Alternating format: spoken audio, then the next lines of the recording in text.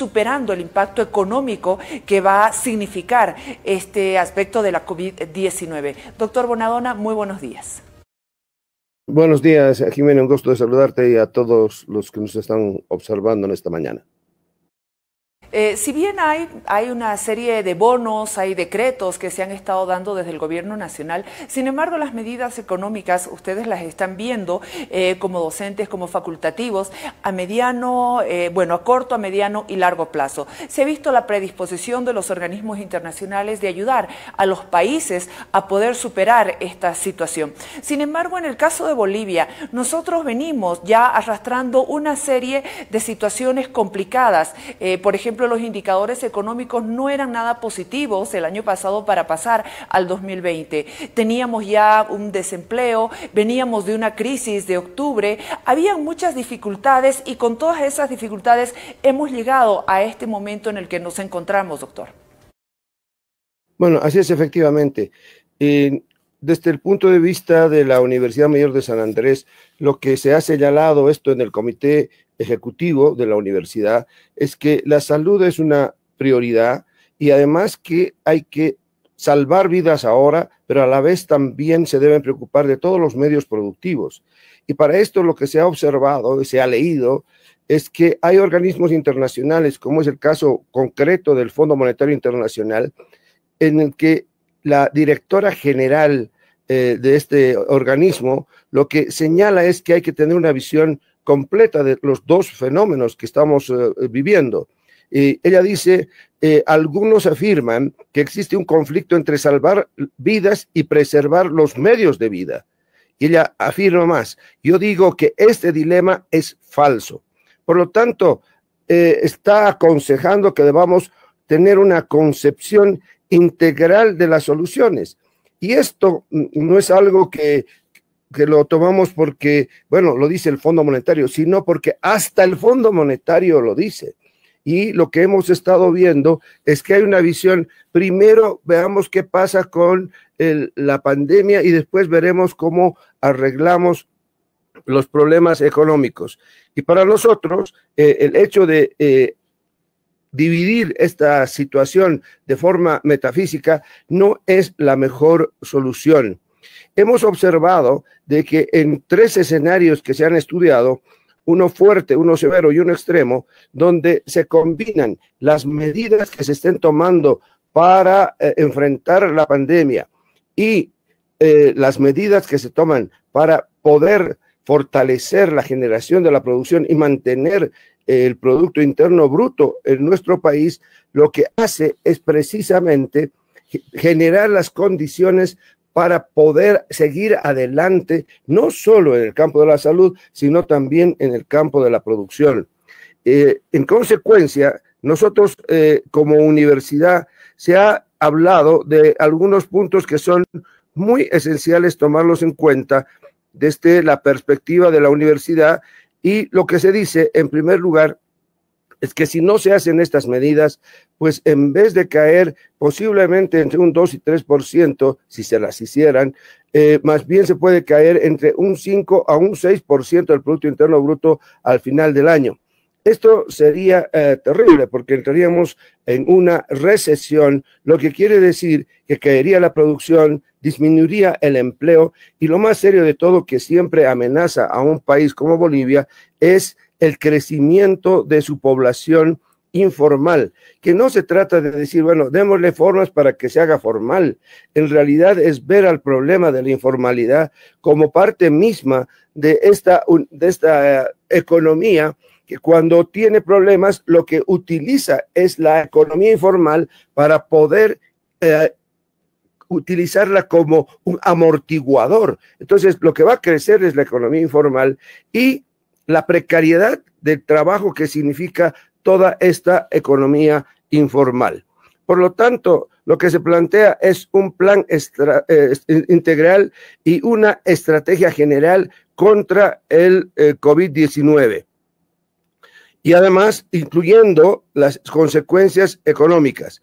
Se trata de emular el éxito que han tenido los países asiáticos, donde han enfrentado lo realizado con testeo masivo, con un rastreo de contactos y un tratamiento en hospitales adaptados y que estén además adecuados para las condiciones que requiere esta pandemia. 4 políticas de aplicación que deberían tomarse como horizonte 4 meses. Un bono universal mensual que al menos esté en los 360 millones para todos los bolivianos, absolutamente, con la exclusión de aquellos que tienen un ingreso permanente. Pero cuando hablamos de un ingreso permanente, pues no puede ser aquella persona que tiene un empleo y que está por perderlo. A la persona que está por perderlo también viene el bono, y a sus hijos, y a su esposa, etcétera. Las personas que reciban esto debe ser de la forma más acelerada posible y con la condición de que haya una declaración jurada de que este pago pues lo está recibiendo en buena fe. Y además, todo esto debe ser seguido de las tecnologías que ya existen. Se plantea el rescatar la billetera móvil que inició el gobierno anterior y que tiene la posibilidad de incorporar a todas las personas en esta forma de cobrar y agilizar todo lo que significa el pago, como también el gasto que puedan realizar. Y además, evitar las conglomeraciones. Debería desarrollarse un plan de desempleo, pero de forma muy amplia y verdaderamente gigantesco, donde incluya a empresarios grandes y pequeños, formales e informales, que garanticen los puestos de trabajo, y además deberá el Estado pagar toda la reactivación empresarial para mejorar o reconvertir maquinaria y equipo con un periodo de gracia y tasas de interés concesionales. Las medidas promulgadas son parte de este plan, lo que ya se ha hecho, pero adecuarlas a que sea de forma mucho más ágil y evitando los contagios. Un uso irrestricto y gratuito del Internet para toda la población. El Estado apoyará al menos con el 80% de la matrícula de posgrado para cualificar a la población en una situación donde lo que más se requiere es que las personas se califiquen y además se califiquen a todas las personas para el uso del Internet. Bueno, en algún momento se ha planteado claramente de que hay mucho gasto en propaganda estatal cuando debería ser un gasto en educación estatal para el uso cada vez más de los instrumentos digitales. De esta forma, no solamente estaríamos nosotros dando información, dando medios para evitar el coronavirus, sino también sería un medio para romper la brecha digital que nos separa a Bolivia de los demás países. Esta recuperación de la billetera móvil supone la utilización de un código QR que debe ser universalizado. Y para esto es necesario utilizar las bases de datos de las empresas telefónicas, del CEGIP, y la confirmación mediante mensajes SMS o correo electrónico cuando se pueda. Para los sectores populares es posible que se requiera todavía tener una ampliación del horario de la banca de 7 a 15 horas, porque no se puede pensar que todo el mundo se va a adecuar, pero el esfuerzo mayor debería ser en este sentido. Levantar restricciones, o sea, no incluir a ciertos rubros como restaurantes, vendedoras de mercado, sería muy grave. Entonces, hay que ver la forma de incluir al gran universo que está en el comercio de nuestro país, en su conjunto. Debemos buscar la manera en este instante de atraer la inversión extranjera, particularmente a rubros como la energía no convencional, al sector agropecuario de acuerdo a las vocaciones del suelo, y así evitar la proliferación de monocultivos respetando el medio ambiente. Este es un momento excepcional que puede permitir impulsar sectores que hasta ahora no se han realizado, como es, por ejemplo, el uso o la explotación del yacimiento polimetálico de Malcucota y la industrialización del litio. Debemos impulsar el tren bioceánico. Podrá parecerse que se está yendo más allá de lo que efectivamente se puede hacer, pero estamos en una situación sin duda de una gran emergencia. Esta gran emergencia solamente puede ser encarada a partir del aparato estatal.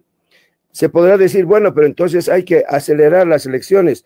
Se considera que las elecciones no son la prioridad. Lo que es la prioridad es la salud y la producción, sino después de esta situación tan terrible que nos ha traído en la pandemia, lo que vamos a tener es una caída demasiado vertical de todo lo que significa la economía. Además, se tiene que tener una hacerle algunas otras consultas que están dentro de lo que es la propuesta de la Universidad Mayor de San Andrés. Con relación, por ejemplo, a los aportes de las AFPs, que es un tema que se ha puesto en discusión, muchos analistas lo han comentado, desde el gobierno hay una sugerencia. ¿Qué es lo que dice la Universidad Mayor de San Andrés con relación a la devolución de los ahorros de los trabajadores en las AFPs? Más aún usted que tiene todo el conocimiento por lo que ha estado en este rubro durante muchísimos años. ¿Cómo lo califican ustedes desde la Universidad Mayor de San Andrés a un tema que tiene que ver con la alcancía o el ahorro de los bolivianos? Bueno, en realidad este es un tema que es demasiado frágil porque se trata de un sistema de pensiones que va a favorecer a una gran fracción de la población que ha estado aportando al sistema de pensiones. Y hay que reconocer que en el sistema de pensiones hay gente que aporta continuamente y por lo tanto son individuos que están registrados en la AFP y hay otros que cotizan periódicamente, o sea, cada mes. Entonces, aquellos que han dejado de cotizar son personas que están desempleadas y ese es un número muy grande. En consecuencia, lo que plantea la universidad es que se defienda el sistema de pensiones. Ahora, si bien se puede pensar en que haya personas, y eso en este sentido, lo que yo he señalado es que sí puedan sacar, digamos, un 30-33%, pero cuando se analiza con mucho más detenimiento, las personas que pueden llegar a hacer esta extracción de esa plata, que tengan acceso a un 30-33% de lo que ellos consideran el total de su capital acumulado, viene a ser un máximo del 10% de las personas que están en el sistema de pensiones. En consecuencia, lo que se está planteando es una gran defensa del sistema de pensiones y a la vez exigir una gran defensa de la bolivianización y de la bolivianización de todos los recursos que están en las AFPs, colocándolas en unidades de fomento a la vivienda. Esto significa que tanto el dinero que está invertido como el dinero que se recibe como pago de pensiones no puedan perder su poder adquisitivo por razones de la inflación o en su momento si se llegara a dar una devaluación, lo cual rompería la bolivianización y a su vez estaríamos nosotros más bien señalando que hay que poner todos los medios para que esto no ocurra. Jimena. Entonces, en consecuencia, la devolución de aportes haría que la crisis la pague este sector. Pero hay otros temas que también se tienen que tocar dentro de las AFPs. Por ejemplo, reducir los años en la esperanza de vida para el cálculo de pensiones. Tal vez es otro de los aspectos que se debería tomar en cuenta, tomando en cuenta cuál es la realidad en la esperanza de vida que tenemos todos. Bueno, efectivamente, cuando se hace el cálculo para obtener una pensión, se ha tomado un horizonte de vida de 110 años, es decir, una esperanza de vida generalizada de 110 años. Lo que se está señalando es que esto tendría que bajar en torno a los 80 años y además algo que es esencial para poder impulsar algo que efectivamente garantice a la persona recibir sus ahorros es ver caso por caso, porque una persona que está con una enfermedad terminal, pues simple y llanamente no va a poder cobrar lo que ha ahorrado a lo largo de su vida. Y otra persona que puede tener algunas condiciones de salud que le puedan favorecer un tiempo más, pues habrá que analizar. Esto supone un estudio de caso por caso cuando se llegue al momento de jubilarse. Pero de manera general, al menos ya de una vez, reducir este horizonte a 80 años. Usted ha manifestado también que hay que defender la bolivianización de la economía con la estabilidad de los precios para otorgar prioridad y salvar la economía. Estamos hablando del bolsillo del ciudadano, no de la banca. En este caso, que casi siempre sale ganando la banca. Efectivamente, lo que nosotros estamos diciendo es que la defensa de la bolivianización defiende a cada boliviano que, por ejemplo, aquel que se ha prestado en bolivianos de la banca, pues gana en bolivianos y debe pagar en bolivianos. Si hay una situación de romper la bolivianización, va a significar dolarizar la economía nuevamente y, por lo tanto, aquel que se ha prestado en bolivianos va a haber una exigencia que pague en dólares para salvar la banca. El asunto está, salvemos a las dos instituciones. La banca es muy importante, pero por supuesto, lo superlativamente importante es el ciudadano. Por lo tanto, la bolivianización, la defensa de ella, se convierte en un pilar fundamental en este momento económico y cualquier situación que amenace la bolivianización debe ser eliminada y para esto también hay que buscar el apoyo de la cooperación internacional en cantidades que no están hablándose de 1.000 millones de dólares, sino al menos en 5.000 o más millones de dólares para lograr un efectivo apoyo a la economía nacional. En todo caso, es necesaria que se busquen todos los pasos para lograr la coordinación con países que tengan economías pobres para la condonación de deudas. Le estoy hablando de otros temas también que son muy delicados dentro de lo que es la economía en Bolivia. Por ejemplo, estamos atravesando un déficit fiscal y hay urgencia para que estas medidas exijan aumentar el déficit fiscal con emisión inorgánica, tengo entendido. También la crisis de la balanza comercial, que es una amenaza a enfrentarse con todo el apoyo de la cooperación internacional. Ahora que usted está tocando el tema de cooperación internacional, doctor. Bueno, lo que ocurre es que la cooperación internacional en este momento ha manifestado abiertamente que está dispuesta a dar apoyos a sociedades que necesitan este apoyo. Y si algún país necesita este apoyo es Bolivia. Y precisamente porque tiene un 83% de población informal. Ahora, la situación de conseguir la defensa de estos sectores más vulnerables, el hacer que Bolivia pueda acceder a estos créditos internacionalmente, pueden también ir a fortalecer lo que ahora en este momento se necesita con urgencia. Y lo que se necesita con urgencia son gastos que realice el Estado, pero de manera masiva. En realidad es un gasto que tiene que realizarlo como en economía se dice que se tiene que hacer gastos regados en helicóptero. Vale decir, es un reparto de dinero, por cierto, con los recaudos que se requieran, pero la forma inmediata para solucionar el problema exige que nos olvidemos que hay esa preocupación exagerada del déficit fiscal y gastar recursos que vengan del Banco Central.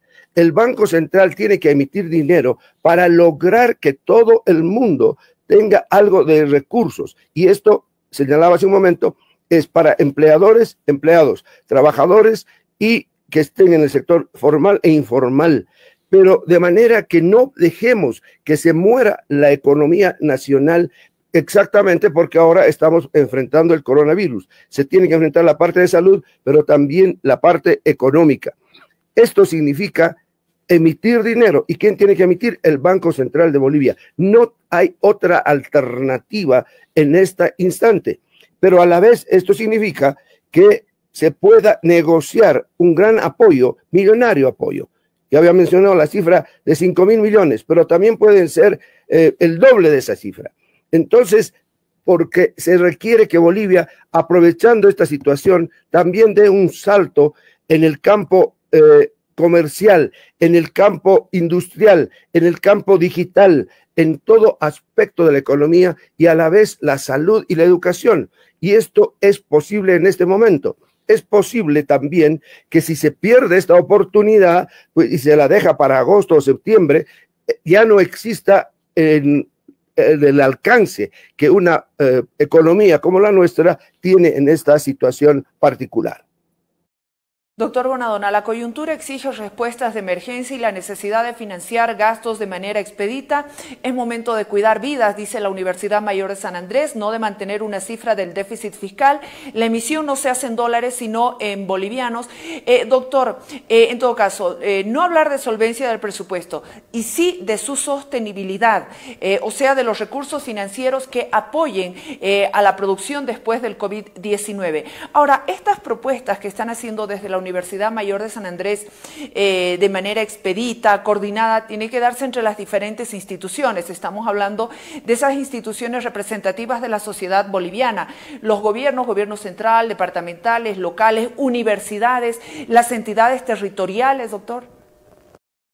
Así es, se ha estado llamando a una unidad de los bolivianos, pero la forma en que suena es más bien una unidad de los políticos, los que van a participar en el acto electoral, pero se olvidan de que hay muchas instituciones que son civiles e instituciones que son universitarias, instituciones cívicas que deben participar de este gran acuerdo que requiere en este momento la sociedad boliviana para poder analizar todo tipo de apoyo, todo tipo de asistencia y además pensar en qué alternativas, qué soluciones tenemos para que esto sea posible. Efectivamente, estamos llamando a la unidad de los bolivianos, pero en todas las formas en que operan los bolivianos y no solamente que sea una solución de los políticos que siempre han dado soluciones y al final son para buscar su acomodación en el aparato estatal. Estamos hablando de una amplitud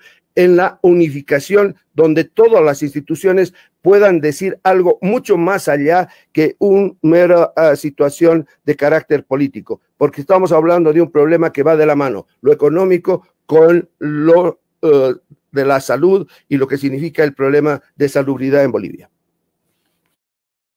Cuando hay conflictos de salud o de economía, se pone mucho en riesgo la paz, la unidad de todos los bolivianos. Por eso le pregunto, las condiciones económicas que está enfrentando en este momento la población boliviana, las exigencias de la cuarentena, ¿ponen en riesgo esto que es sagrado, la paz social? ¿Cuál es la propuesta que tienen con relación a las fuerzas policiales, como de las Fuerzas Armadas? ¿Qué pasa si se desencadena algún conflicto? Porque la prioridad también es defender la democracia, reafirmar la fe del Estado en combatir un mal con el debido respeto a lo que son las libertades y los derechos democráticos. Efectivamente, si llegase el momento de una conmoción social, todas estas fuerzas, y dada la magnitud que tiene la cuarentena y todo el problema que ha desencadenado la pandemia, las fuerzas que se tienen, tanto militares como policiales, no llegarían a solucionar los grandes problemas que se desencadenarían. Entonces hay que buscar la paz social a toda costa. Hay que defender la democracia haciendo de cuenta de que no existe el problema del coronavirus y hay que luchar contra el coronavirus haciendo de cuenta de que no hay democracia. O sea, no se puede hacer lo uno sin lo otro, pero el momento de defenderla, uno no puede olvidar la transparencia respecto a todo lo que significa precisamente la información de la gente y también ser rigurosos en que se cumpla la cuarentena, que no se permita que nadie salga de esos cánones, salvo aquellas situaciones de emergencia. Pero para esto, también la gente tiene que tener los recursos para poder comprar lo que necesita. Y este es un aspecto que debe ser velado con una lucha efectiva por parte del Estado. Pero la defensa de la democracia, la defensa de la paz social, solamente en la medida que haya esta actuación doble, pero a la vez única, integral de lo social, lo económico y a la vez hacer que las personas pues cuiden también de su vida. Esta es una guerra contra el coronavirus, pero también debe combatirse con una intransigente defensa de la democracia y la defensa de los derechos humanos. Y para esto es fundamental la transparencia que tiene que dar el Estado a todas sus acciones, incluyéndose las situaciones de ya sean donaciones, ya sean de compras, porque la gente tiene que saber, y para esto se tienen recursos de poder informar a la población mediante todos los medios accesibles que existen en manos del Estado Nacional. Doctor, usted también ha sido muy claro con este pronunciamiento de la Universidad Mayor de San Andrés. Ahora es momento de salvar vidas, ahora es momento de salvar también la economía. Sin embargo, hay situaciones políticas que ponen en duda, exigen elecciones, consideran que este es un gobierno transitorio, cuando tenemos una realidad que hay que atender. A este gobierno le tocó este momento, este periodo de transición, pero no hay realidades transitorias, doctor. Uno puede preocuparse demasiado de que se hagan las elecciones y, sin embargo, el dedicarnos a ver el problema de las elecciones, lo único que va a hacer es que nos descuidemos de lo importante. En este momento hay que descuidarse no hay que descuidarse de la salud y no hay que descuidar que la gente tenga los medios para subsistir, pero a la vez no podemos dejar de lado el día que va más allá del tema mismo del coronavirus. Si nosotros decimos simplemente, gente, compre lo que necesite, bueno, está bien, pero ¿qué va a ocurrir con aquellas empresas que dejan de lado su producción y ponen a la gente desempleada? Ahí vamos a tener un serio problema. Entonces, es momento de preocuparse de elecciones. Lo que estamos señalando la Universidad Mayor de San Andrés es que dejemos de lado en este momento las elecciones y enfrentemos lo que es efectivamente urgente, que no sea la elección la excusa para descuidar o ver a otro lado cuando lo esencial está ante nuestros ojos, está resultado de la cuarentena que ha eliminado una serie de actividades económicas y en consecuencia las respuestas tienen que venir de forma muy responsable, pero dejando de lado por un tiempo este aspecto de las elecciones, esa preocupación casi enfermiza de si no hay elecciones, esto se derrumba. Lo único que se van a derrumbar tal vez sean los partidos políticos, pero lo esencial es salvar las vidas y salvar la salud y los medios de producción que se tienen en Bolivia y también los empleos.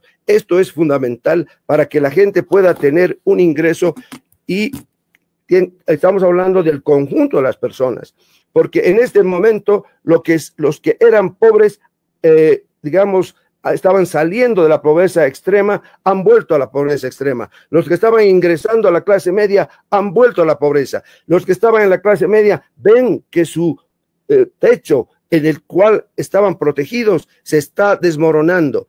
Esa es una situación que debe salvarse, se le debe dar todas las formas posibles y urgentes de dar una asistencia a todas estas personas, preocupándonos de la democracia, pero también preocupándonos de la salud. Preocuparse de la democracia no es hacer en este momento política partidista electoral. En este momento es hacer una defensa intransigente de las instituciones democráticas, de la transparencia, de la accountability, o sea, de rendir cuentas y ver que todo el mundo sabe lo que se está haciendo con los recursos del Estado. Esa es la forma en la cual la Universidad de San Andrés plantea actualmente en la coyuntura la respuesta que debe venir del Estado y en favor de toda la población. Doctor Bonadona, es usted muy amable, muchísimas gracias por atendernos a esta hora de la mañana, muy temprano, con todos los que son estos pronunciamientos, estas presentaciones que está haciendo la Universidad Mayor de San Andrés en un trabajo de monitoreo y evaluación del COVID-19 en Bolivia.